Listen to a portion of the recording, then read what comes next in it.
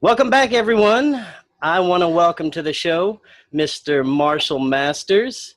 Thank you so much for joining us tonight. How are you doing? Doing okay. Nice to be on. Good. Thank you so much. Well, I'd like to start with your background and just tell us what got you started down this road of Planet X research. Well, you know, most people come to Planet X the same way. You walk straight backwards into it. And for me, it started in the 90s. After the Soviet Union collapsed, our State Department was working with the Russian Federation and encouraging young men to go do business in Russia. So it didn't take that much encouragement, the adventure of going to the other side of the world. Whoa. But you know, funny thing in life is things happen for reasons you didn't expect. And so I went to start a travel business specializing in independent tours. And I would fly over on Aeroflot Airlines. The jets were more comfortable, frankly. And I would go over in December, come back in January, because this way I could get all my bookings organized, do site visits, contract operators, and so forth. And going over, the flight was always at night. But during the return trip in January, it was all daylight. And the first time for me was in January of 2003, flying in an Illusion 62, and which is still my favorite jet. And I was mesmerized.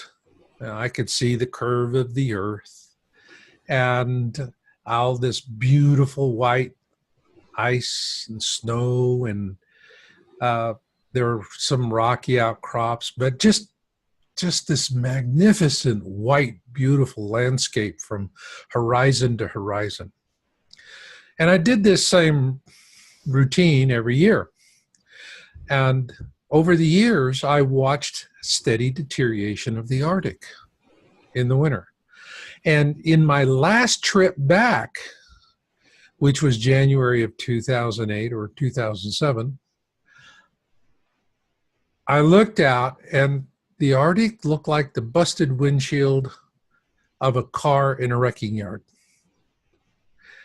And I'm looking at that and I'm going, man, there is something wrong here. What's wrong with this picture? Right. And I'm not going to let special interest spinmeisters tell me what I'm seeing. I'm just going to figure that out on my own. Thank you very much. We have a lot of people that profess to know more, and their basis for that is they're the only ones that have the right to be wrong, because the rest of us are too stupid to figure it out for ourselves. Well,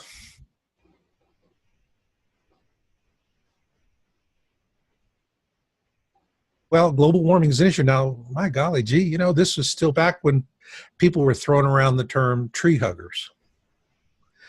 And we started researching. I got together with a couple of other folks in Mensa. And for us, it wasn't about the money.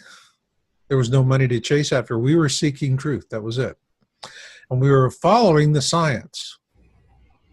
And what the science showed us was a dramatic picture, because we're looking at all of the trends, everything that's happening with the planet.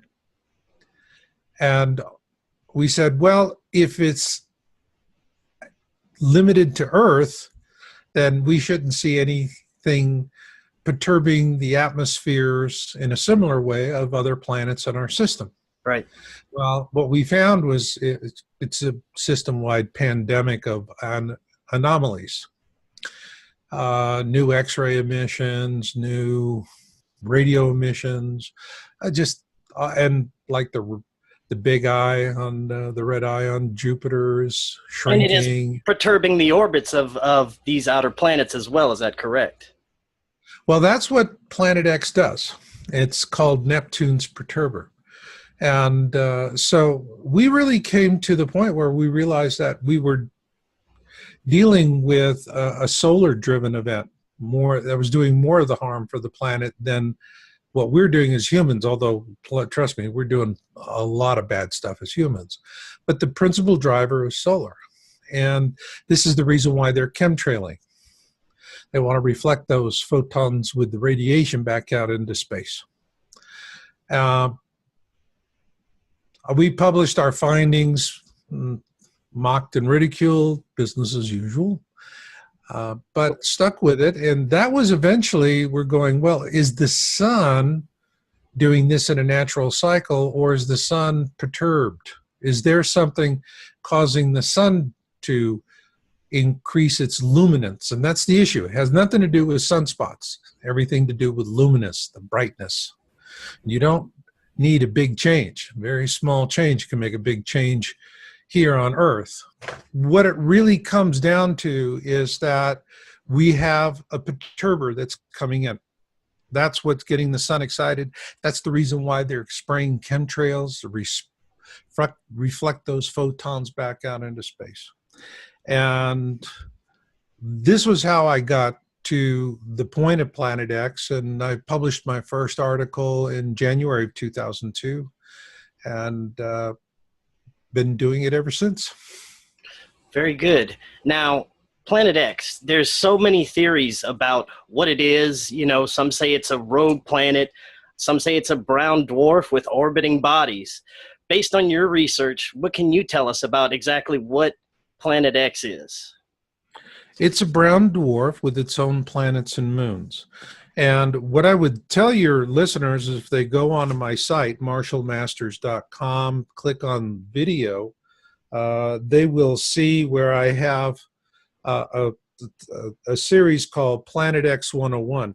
And the first video in that series, Planet X 101, who, what, why, where, when, and how, is going to give you step by step exactly how the search for Planet X began and all the principal players, both in Europe and in the United States. People don't understand. They're told you have to understand, the elites are really suppressing this topic. I have been ghosted on the search engines now. What does ghosting mean? I call it ghosting. There's two ways that they index you. One is with the heading, the title, and then the keywords that you associate with your article. Well, what they do is they'll let you still go into the database with the heading, but they delink you from any keywords. So consequently, nobody's going to find you unless they've already known about you and something that you've done. And otherwise, newbies are not going to find you. There's a tremendous amount of suppression. It's not only happening to me, it's happening to other people as well. And there's a lot of intentional confusion being injected. In the last year, we've seen disinformation sites. We've seen a lot of fear porn, clickbait on YouTube. There's just all kinds of things happening that are suppressing a good open dialogue about this. And there's a very simple reason. The people that are suppressing it, the elites, just they want the greatest number of people to die possible. That's it. It's death toll. They've already won. They want to keep it that way. They've already got their victory. 90% of humanity will perish during the flyby, and that's the way they want to keep it. But in the meantime, people still are open to it, and no matter the amount of suppression, and there's a lot, they cannot kill it. It has permanent legs. If you look at my video, Planet X 101, who, what, why, where, when, and how, it really starts with Uranus. Now, Uranus was the very first planet to be discovered with a telescope. And then they made observations of Uranus and determined that it had a perturbation, a zigzag in its orbit.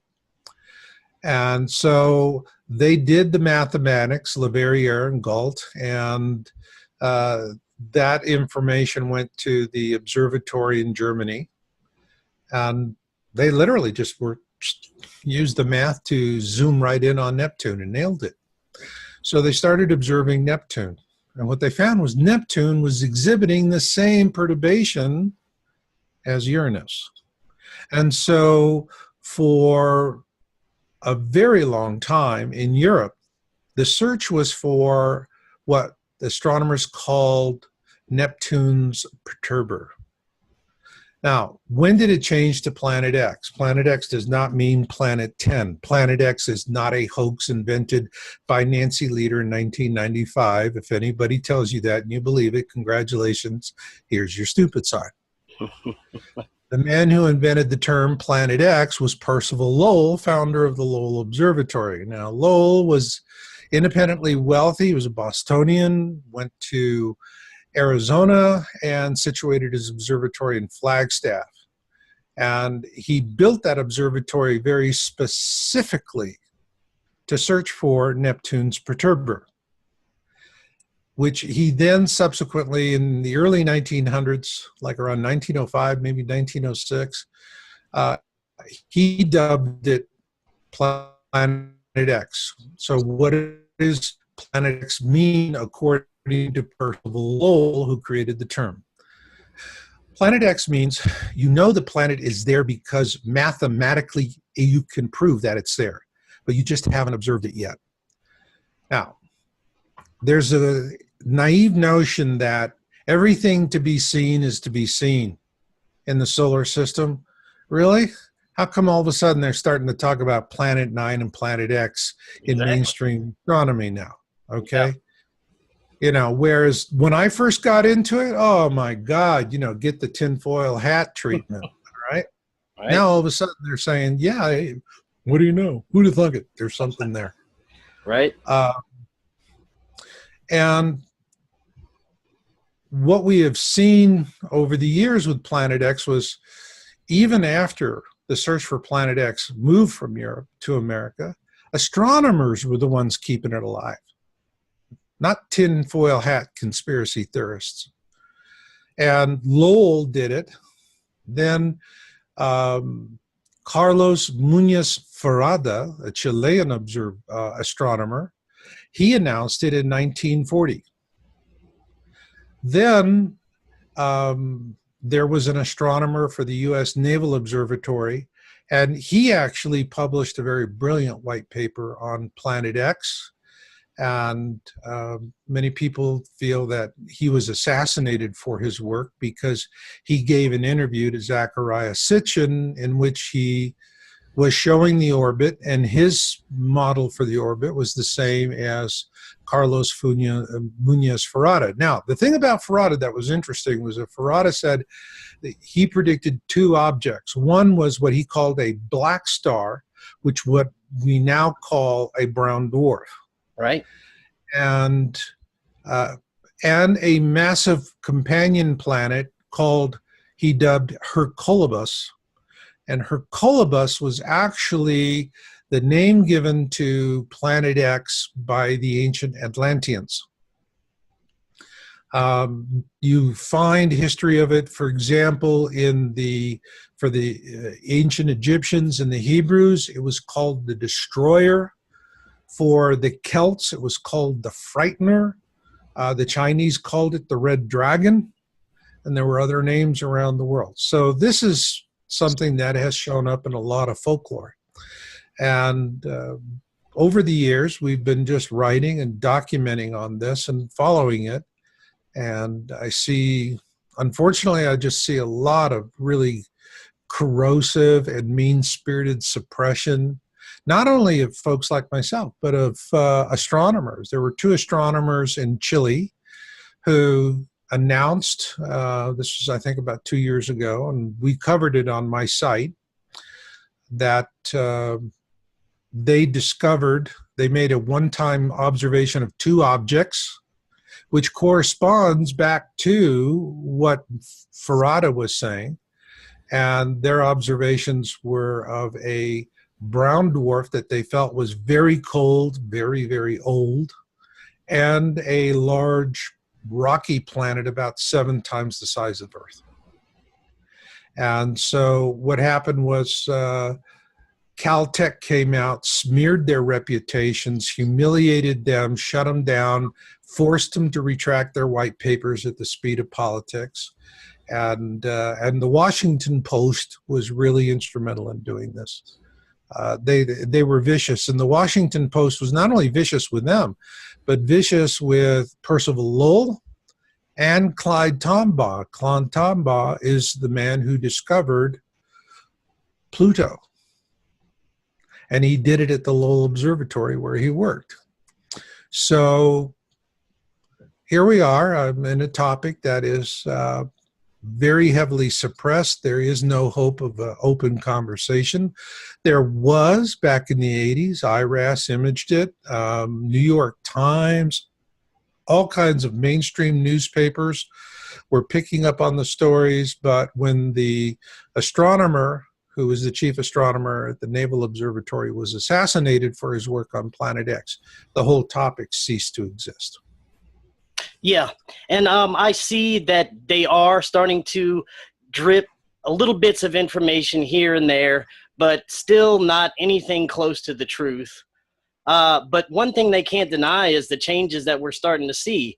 You know, it's a disaster in Hawaii right now. Not only that, you've got cracks opening all over the world, new cracks that have just started opening, more earthquakes, volcanoes just waking up. There's destructive storms every day. I mean, is this the signs that we should be looking for? Exactly. It's what I've always been looking for. And the interesting that you use the word signs, because if you go to my site, marshallmasters.com, I have the signs series that I've been publishing for a few years now. We're tracking two data sets. One is for fireballs, and the other is for earthquakes of all magnitude. Now, why do we do earthquakes of all magnitude? Well, when was the last time you heard of an earthquake being reported that was not downgraded by USGS? Oh, it's all the time. All the time. Yeah. Well, they're jiggering the numbers so that they can say, well, if you look at quakes of magnitude 5 point whatever and above, then there's no real change. Right. Because what was a 6.1 becomes a 5.8. What was a 6.2 becomes a 5.9. All right. And they're always jiggering the numbers, lowering them down so it's statistical. So for that reason, we just track them of all magnitudes. And the interesting thing about the sign series was that we went to revisit December 21, 2012. And there's a lot of people who just think, well, that was just a hoax and it was stupid. And anybody that said that they believed in the Mayan prophecy was, oh my gosh, the abuse was amazing. And I remember back in the summer of 2012, I was interviewed by National Geographic, and they weren't happy because when they said, well, do you see a direct correlation between Planet X and the Mayan calendar? I said no, because I was looking just purely at the science, the data, and there was no correlation at the time. And then they said, what are you going to be doing on December 21? And I said, making coffee, and I take it seriously.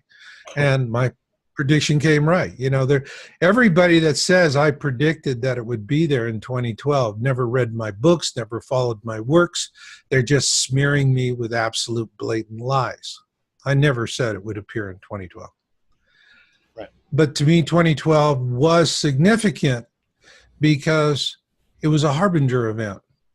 With good prophecy, you have a harbinger that precedes the event. The harbinger is typically nonviolent or very mildly violent, whereas the major prophetic event is going to have a substantial loss of life. Well, we looked at December 21, 2012, and we've tracked for both earthquakes. For earthquakes, we're tracking them all the way back to 1997, as I recall. 2009 for fireballs. Both data sets, fireball and earthquakes. Right after December 21, 2012, the stats just took off like a skyrocket and have not gone down since. And we continue this peak, this rise.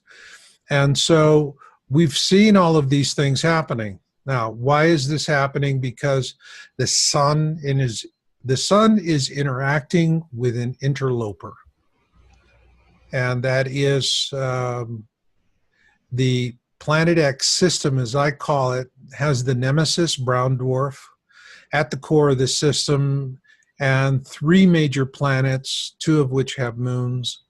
There are minor planets as well, and the outermost major planet of that system is Nibiru, and then the innermost is Helion, bright star-like planet, and bright gaseous planet, and then the second one is a rocky planet called Arbota. They're coming in, they're on the opposite side of the sun. They're in a tracking orbit with the Earth.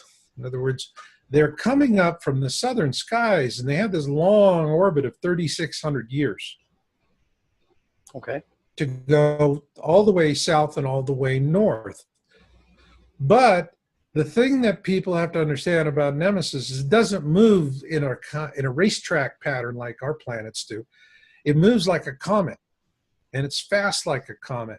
And so it has this inclined, steeply inclined orbit relative to our own, and it's going around this way. So that's the reason why it tracks with us. And right now, it's behind the sun. Now, its orbit is just a few days different, so we're slowly merging. And right now, people are observing objects in the Planet X Nemesis system.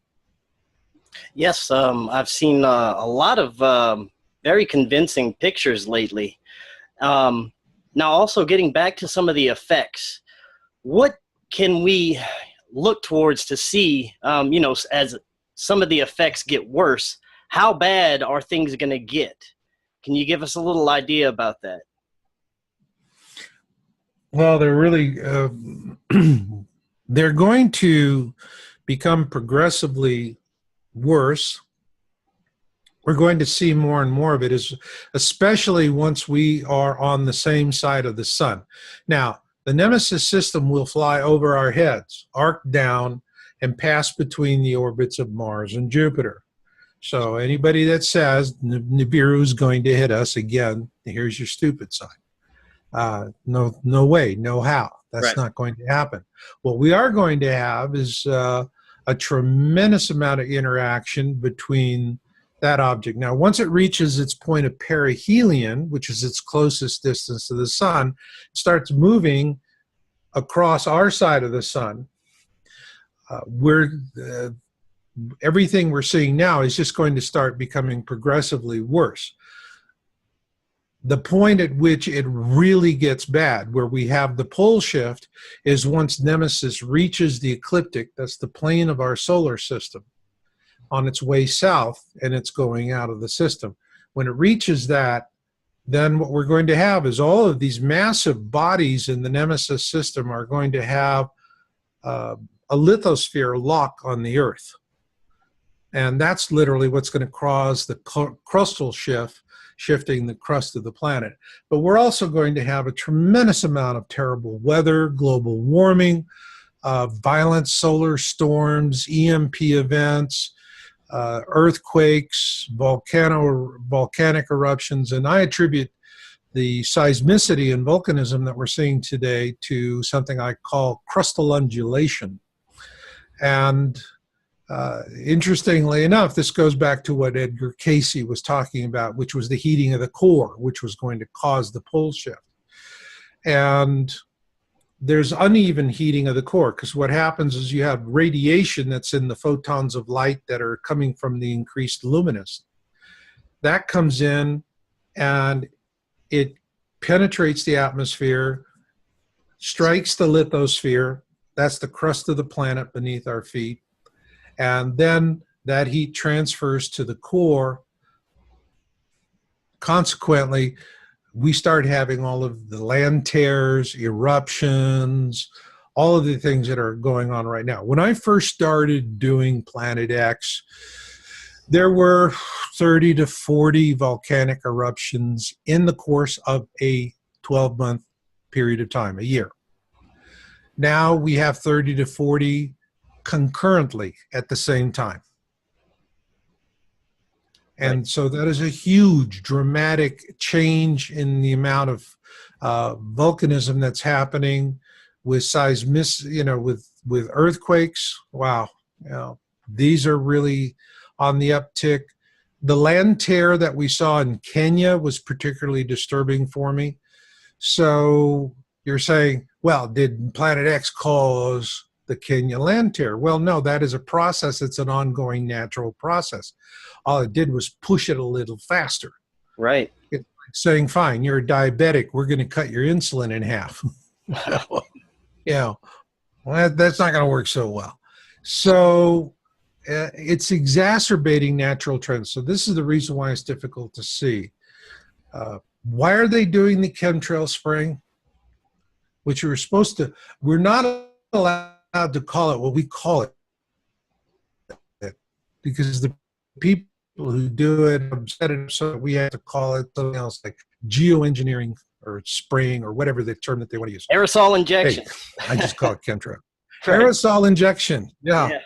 And, at first time you hear these things and it's like, wow, is this something they do in college fraternities? But, you could just imagine, a bunch of geeks in a college, let's do some aerosol injection. Ooh, yeah. Right. And they won't do it. But the thing is, with the chemtrailing, yeah, they're loading the atmosphere. We have 4 spheres of the planet. We have the aquasphere, we have the lithosphere, the biosphere, and the atmosphere.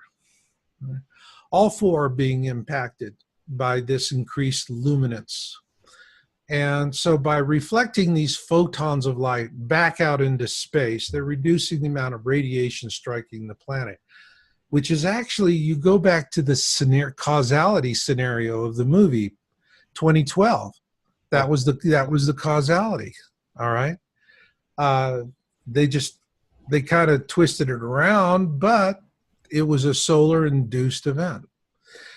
Interestingly enough, Planet X was originally supposed to go out in the summer with the blockbusters, and they were forced to recut the beginning of the film so that they could take Planet X out.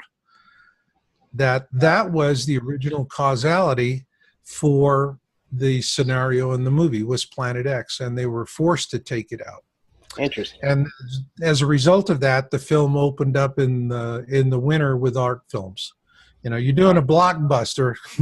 You're not gonna pack the kids in when there's when you're running Maudie and other wonderful art films. And this suppression is just, it goes on and on and on, but it works because people participate. They really do want to be lied to. They really don't want to know the truth about this. Right. And we're just seeing everything that's going on as in a persistent trend. If you read my signs articles, I'm interpreting these 2 data sets, which are very revealing. Fireballs. Fireballs are just, you got a falling star, a meteorite. Well, fireball is just a big one. All right. And then after that, you get into a bolide. All right.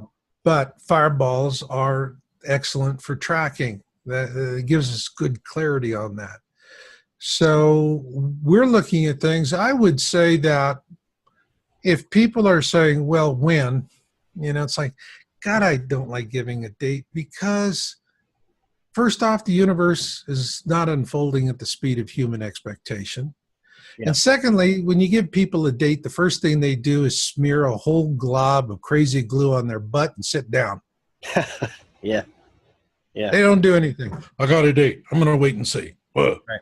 Okay, that's the clever thing to do. Yeah. When people ask me when, I just say, hey, it's Amtrak, baby. You don't know what's going to pull in the station. You just know it eventually will. Right. And so when it reaches perihelion, Right now, we're seeing it still behind the sun, so the objects we're spotting are completely illuminated on the face. But once it reaches perihelion, starts coming to our side, then it's going to develop a terminator. And then which is, look at the look at the phases of the moon. That's a good idea of what a terminator is. Terminator is the line between day and night. That's it. And so once we see a terminator on any of these leading objects in the nemesis system, that's when things are going to really start getting to be dicey. People are going to see it. It's going to be more persistent. What we'll hear is, don't worry, it's going to pass over our head. It's not going to hit us. The worst has already happened. We'll weather this. We're humanity. Hear us roar. All this kind of stuff. And people are going to go, great, that's just what I wanted to hear. I can go shopping at Walmart tomorrow. And what they're not going to tell them is that you have all of this electrical and gravitational interactions between these incoming major objects and the core of our system and our sun. And these things are going to cause all kinds of problems for us, and we're going to see a lot of that. Right now, scientists are talking about a magnetic pole reversal. Yeah, it's in the mainstream. It's finally gone to the mainstream.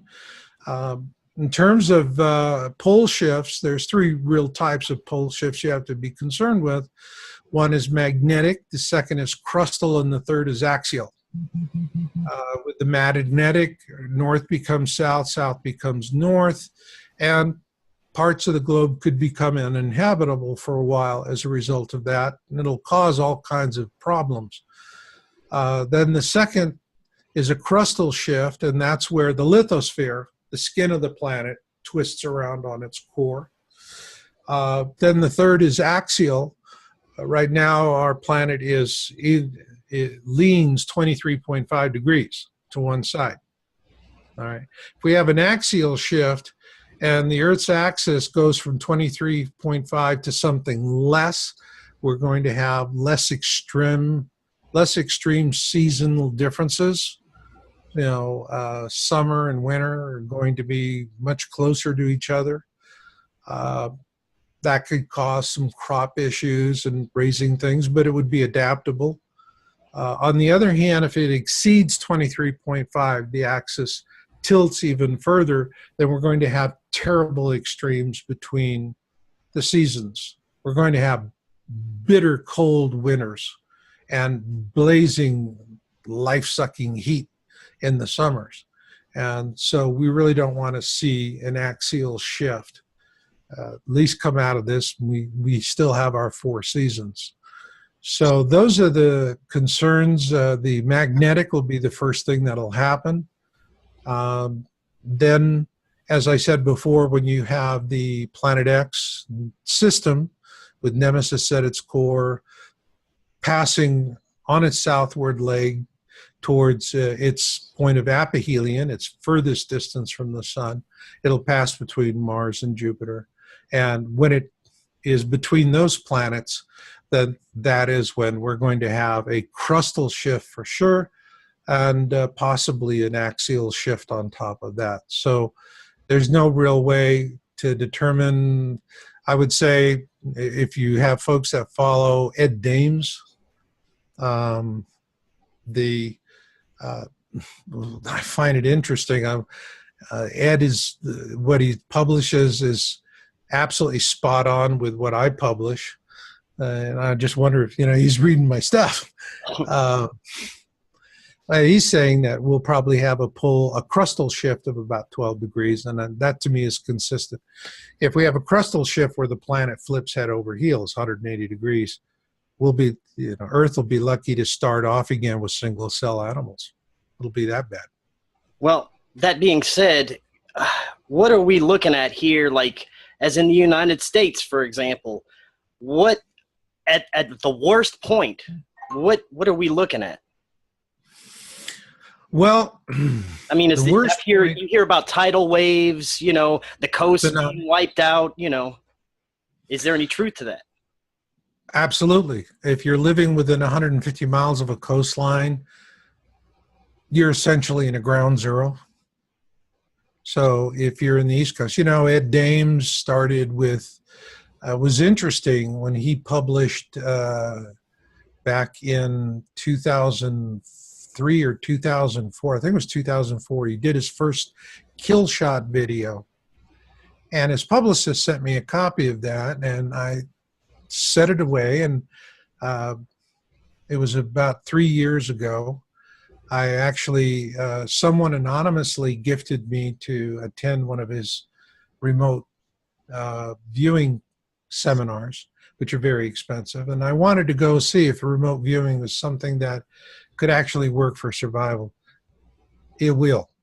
It's really worth your time and effort to learn remote viewing, no matter who you learn it from, but it's really worth it. And I even met him at that time, and I like it. He's probably signed more non-disclosure agreements than he can remember. So that's one of the reasons why he's been cagey about Planet X and talking about it. But what he saw in 2004 was they looked into the future, and they were focusing on a particular locale, namely the United States Supreme Court building in Washington, D.C. And they saw it under a couple of 100 feet of brackish water. Wow. And matter of fact, everything in Washington was underwater. If you look at, a lot of agencies have moved out of Washington, moved headquarters out, or a good substance of their headquarters. They reopened. Old military base has been closed, so they're pulling off of the coastlines. You're going to have, those are going to be problem areas. You're going to have,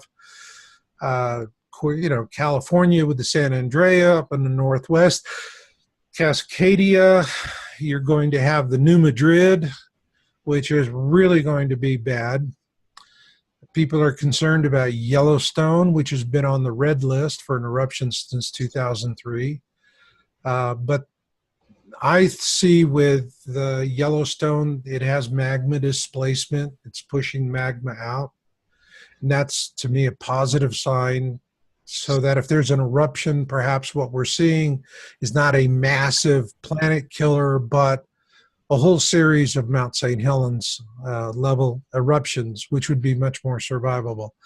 The one that is actually much more serious is the Long Valley caldera in California, next to Arizona, next to Nevada. And that is a supervolcano system, a little smaller than Yellowstone, but it has a single chamber, and it's not displacing the magma. It just keeps building and building and building and building and building, and that's not a good sign. So you already have a lot of natural things that are happening. I mean, it's like you have a 19-year-old man and a 90-year-old man. You give them both a terrible flu. All right. The younger man's going to have a much better chance of surviving that than the older man, because the older man's already he's further along in the process and got other complications, and it turns into a fur ball. And then next thing you know, he gets develops pneumonia, dies, and that's it. So it's the same thing with the Earth. We're really pushing all of these natural processes much faster. That's the reason why, if you look at what's happening with scientists, they're continually underestimating the trends that they're tracking. And it just really, and they can't figure out why. Well, yeah, you got to have something that causes it. And what's causing it is the sun is interacting with nemesis. And as a result of that, we're collateral damage. Right. So where are things going to go? Well, if you're living in California right now, you ought to be looking at Kilauea with some concern. And if that thing actually has a really massive eruption, wow. I mean, that could result in a tsunami that hits the West Coast. Exactly, yeah. You have Cascadia. The one I think is the most telling, and this is quite interesting, There's psychics I've worked with, and they all say that the harbinger sign, not the date, the harbinger sign of when things, the tribulation that's caused by Planet X really gets underway, will be when we see lava pouring down the flanks of Vesuvius. And that was what Edgar Cayce said. He said it was actually Vesuvius and Pele, either one of the two. Wow. That massive eruptions there would be the harbinger sign of something else that comes. So how's it going to go? It's going to get much worse. People that live in large cities, you know, they're not going to do well once the grid drops. I mean, look at all the high rises. Elevators are going to stop working. How are you going to pump water up to the top? I mean, the things are just going to be high rise dead zones. You're going to have the problem with tsunamis.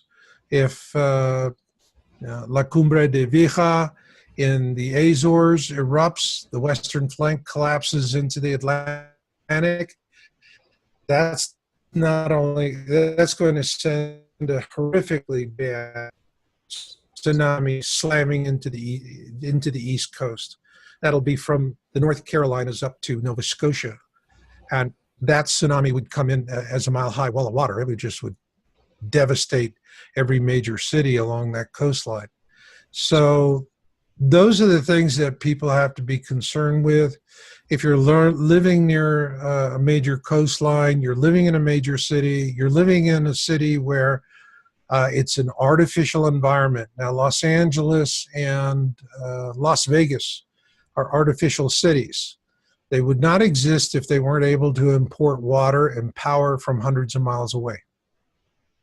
Right. You look at Nevada. Nevada is a moonscape. You know, it's just, and particularly Las Vegas. Las Vegas was just something that, you know, it's completely artificial city. So there, things are going to break down. They are dependent on Lake Mead for their water. And it's a little scary because the water level on Lake Mead is extremely low. When the Hoover Dam was built, it had 2 intakes for the turbines and for water. And those original intakes are almost exposed. Once they're exposed, that's it. They can't use that for generating power. That's the reason why there's a crash program on, and there's very little said about it. The news is really suppressed, but there's a 3rd tunnel that's being drilled underneath the original 2, so that when the reservoir is right down in, you know, down to the end of it, they can still keep pulling water out. Wow. So these are the things that water is life. If you're going, wherever you're going to live, you want soft soil, rolling hills, water.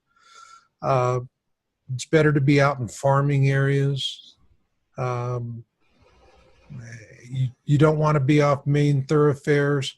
There'll be huge problems with refugees. Right now in Arizona, they're planning on an exercise because they want to see I've heard how about they can handle it. Yeah. Yeah, you're talking about, they're thinking about, there's like 400,000 people that could. It's like an enormous earthquake drill to see how they'd handle a mass migration, correct?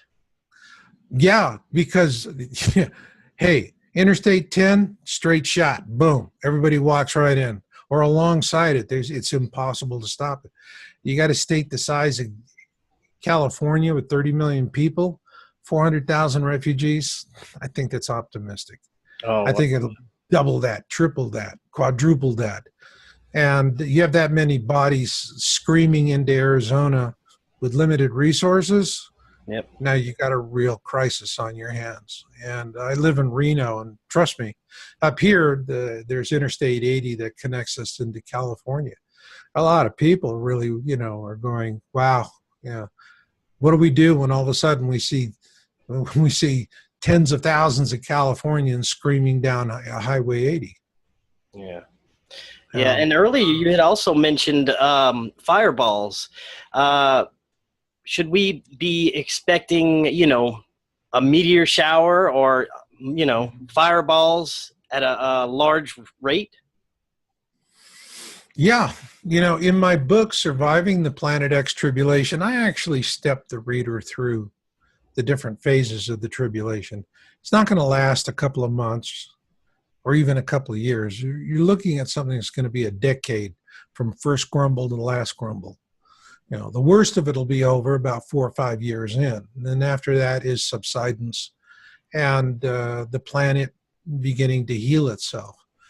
But that'll still be a very treacherous time. There'll be a lot of volcanoes that are still going to be going off, a lot of earthquake activity.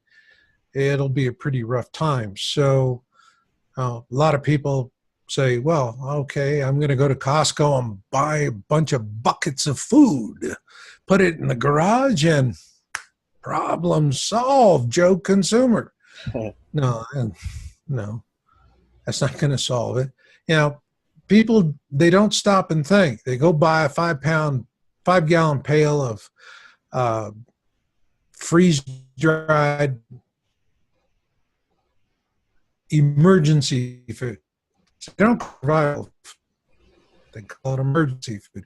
The companies that sell it may have survival in their name, Acme Survival or whatever, but the product will say an emergency food. And the reason why is you're going to reconstitute freeze-dried packets. First off, a lot of those packets, they're selling it on the basis of calories per dollar. So the first thing you'll notice is there's a hell of a lot of sugar and carbohydrate loaded in there. And the protein sources are not really that strong. You're going to rehydrate these packets. This is not an MRE, meal ready to eat. In the Army, when I was in the Army, we had C rations from World War II that were left over. We ate those. Today, they have meals ready to eat. You open the packet, you have a heating pouch, whatever. But I mean, it's just, you don't have to cook it. You don't have to prepare it. It's a meal that is ready to eat. Now, that dehydrated food everybody buys in the 5-gallon buckets. Well, stop and think about it. It takes about 1 canteen of water per person to rehydrate their meal portions and for them to have something to drink and then to clean whatever utensils that they have. Because you don't keep your stuff clean, you're going to wind up seeing people dying of terrible diseases. And then you have to find fuel to heat it. You have to make a fire pit to do it. So now the process of making a meal in a survival situation with these emergency packets is several hours out of your day, which means you're not mobile, you're not able to move. When you are cooking, people are either going to see the smoke from your fire because you don't know how to make a fire properly, or at night they're going to see the light from the fire. More likely, they're just going to smell it as you're cooking. And, do you really think someone who's starving and hungry is going to come into your campsite and see you got a pot of emergency food boiling away, and they're going to say, God, you're so clever. I just wanted to come and see somebody who's smarter than me. We've done that. Now we're just going to go somewhere quiet and lay down and die and not bother you. Oh, yeah. How many people are going to say that? Not a Or one. how many people are just going to say, well, your shit is my shit? Yeah. Okay? Sorry for it, but that's a line from actually Walking Dead. And that's the kind of stuff that goes on. And it's the reason why I say preparedness is not a place or a thing or a time. Preparedness is a state of mind. If you are prepared mentally for what comes, you will improvise, adapt, and overcome, as they say in the Marines. Right. Now, speaking of preparedness, the elites, the people who know about this, and who most likely have always known about this, they are, probably most likely prepared already. They have their underground bases. What do you know about that? Well, they have a network of deep underground military bases. And the reason why we jumped off of chemtrailing, but I'd just make a final point on that. Yeah. is, see, what they understand about chemtrailing. Today we know it's causing autism and Alzheimer's and all kinds of terrible things. This really is happening. This is a plague on humanity. But from the viewpoint of the elites, we're already dead for the most part. 9 out of 10 of us are already dead. So why cry over it? Okay? Especially if 9 out of 10 people who are destined to die are going, no, I don't believe any of this. All right? Yeah. And they're locked up in their little bubbles of denial, and that's it. And it's very, very unfortunate. But the reason why they're chemtrailing is they want to keep that radiation going into space for as long as they can, because they are hedging. When the tribulation is over and they come back to the surface, they don't want Earth to be another Venus or a Mars. They want Earth to be able to heal itself, its atmosphere, its biosphere, its aquasphere. And so by reducing the amount of radiation buildup now while they can, there's a much greater chance that in the future we're going to have a stable planet, which is, I believe, what will happen. So for those of us today, if you understand you're in awareness and you're in preparedness, then you can see it, and yeah, nobody likes the fact that they're spraying us with aluminum and barium and God knows what else. But it also works to those of us who are going to survive, to those who do survive. I don't know if I will or not, but my mission is to be in it for the species. And for those that do survive, they get through it. They're going to be in principally the flyover states, not so heavily populated areas. And they'll be able to do it. Now, when do we know dying time is near? When do we know it's really, really going to be bad? Very simple. When you start seeing news reports of private jets littering the tarmac at Denver International like a bad case of the measles, dying time is near. They got their boarding pass calls, and now they're going into their ingress points. Wow. Yeah, they are definitely preparing. Marshall, I want to thank you again for joining us tonight. Is there anything you'd like to leave us with? Anything you got going on? Any final words? Well, you can find everything you need to know about me at marshallmasters.com. It's also yowza.com, yourownworldusa.com. And my final thought for the interview is surviving the tribulation is less about holding on to things and more about holding on to each other. Very good. Very good final words. Thank you so much for joining us. I'd like to have you back on sometime, and it was great. Be happy to come back. All right. Thank you so much. You have a good night. You too. Bye. Cheers.